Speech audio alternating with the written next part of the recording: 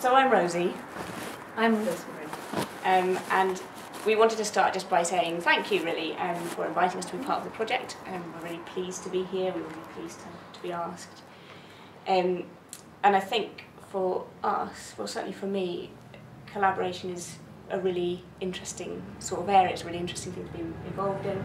And the chance to do something new and something different, I think that's the spirit with which we entered into this project. And I was just going to say something about how we did this. So we met up twice, once for a whole day and once for half a day, and we took the opportunity just to write together. So what we're going to do is we're going to read you some of what we wrote. The first day, what we did was we wrote a poem each, just from nothing. We just wrote a poem each, and then we handed each other the poem, and then we wrote a response to each other's poems. So we've got basically two pairs of poems. Okay, so I wrote a poem. I'd been to an observatory, lately, and it was Jodrell Bank, and it has satellite sources. It listens to space rather than having telescopes, but it produced the most amazing pictures from sound, coloured pictures, and one of them just looked like a picture of the inside of a human body. So I wrote a poem called Jodrell Bank. Climb the smooth, riveted plates of metal to the edge of the satellite saucer. Look down on homely fields, trees, the relief of the known.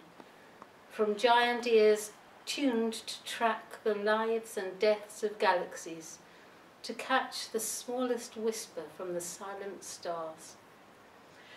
At the centre, this machine is programmed to translate the immensities of time into finite narratives.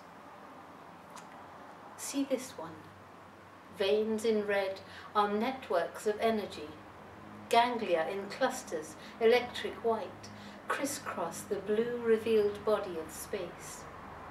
As if we looked, not out, but to the core of our inmost selves, the beating human heart. So that was Rosemary's poem. And when she read it out, what I was struck by was, for me, what I was struck by was the idea of hearing things that we don't know we're hearing, and hearing tiny, tiny sounds. So I wrote a kind of list poem, I guess. I called it Jodrell Bank. The way we hear the rush of the northern lights like a distant motorway pile-up. The way we hear the shift of a wave, silence shaped between the angry drag and the release. The way we hear a northerly wind rattling the bones of the trees, and a westerly that makes the turbine sing. The way we hear the cries of seal pups carrying the voices of our children to us. The way we hear our grandmother's laugh rolling in the shell of our own. The way we hear our hearts beat at night like the hooves of a galloping horse.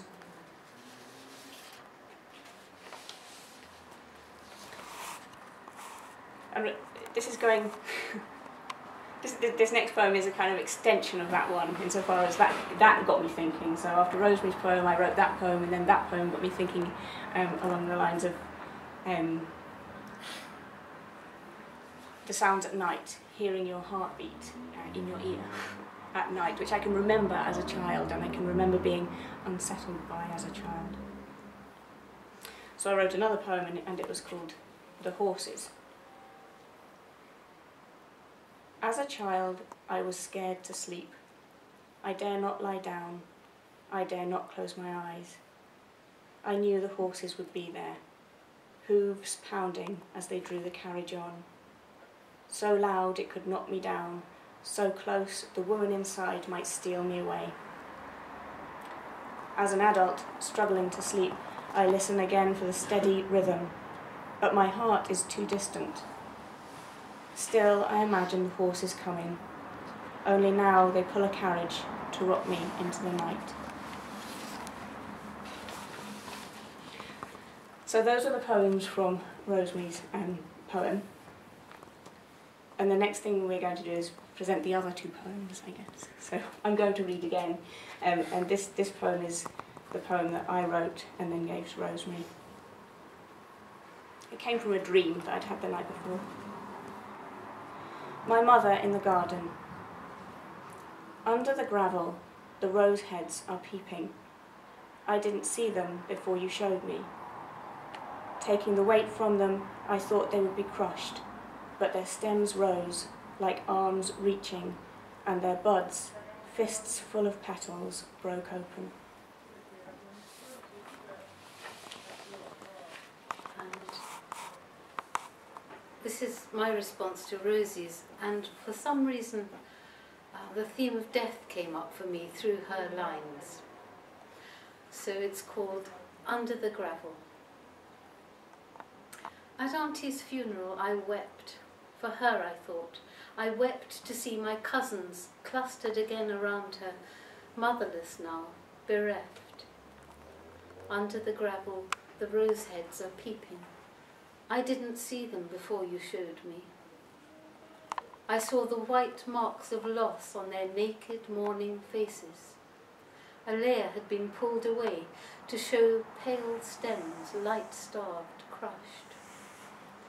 And taking the weight from them, I thought they'd be crushed. The weight of a primal grief. How shall I bear it then when my little mother goes? But their stems rose, their arms reaching and their buds, fists full of petals, broke open.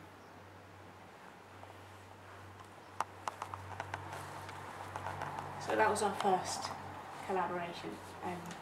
First poems that we wrote. The second time we met up in a slightly different context. We met up in a cafe. So there was quite a lot of noise around us, and I think you might see the influence of that in what we wrote. And what we did was, instead of writing the whole poem and then giving it to the other person, we just gave each other a line. And the line that we took was something from our own writing that maybe hadn't found a place. We hadn't found a place for it in our own poetry, so we gave it to the other person. And I think I'm going to start for minutes. Find the poem. Okay, so the line that Rosemary gave to me was, "There is one rule, keep your mask on till the end." And so that's the line, and that's also the title of the poem. So the poem is, "There is one rule, keep your mask on till the end." You'll never guess what. I got a letter from Cousin Paul. He says he's coming home next month, and it's about time. How old are you now, 82? I'll get the coffee. It's not every day it's your birthday. And shall we have scones too? We've booked the cafe for lunch. What did you call that young girl who used to work there? She kept absconding, didn't she? And then, to top it all, she ran away, left her father broken-hearted. I remember his funeral, how the music system failed, but we all kept singing. That was a couple of years ago now. Where does the time go? Where does the time go?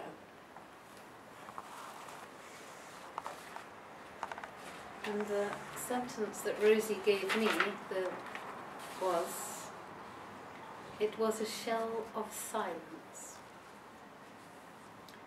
And I've just called it In the Pier of Wall Hotel. Oh dear, have I given something away?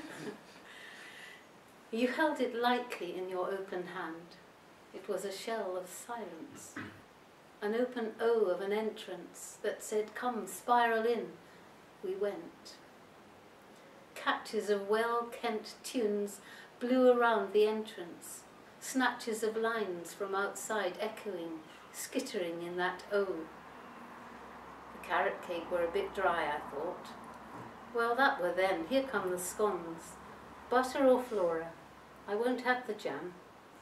So did we win at the cricket? But we had turned away, gone into that hard casing, yours and my thoughts, echoing in the dark pink walls, playing hide and seek, an interior breathing.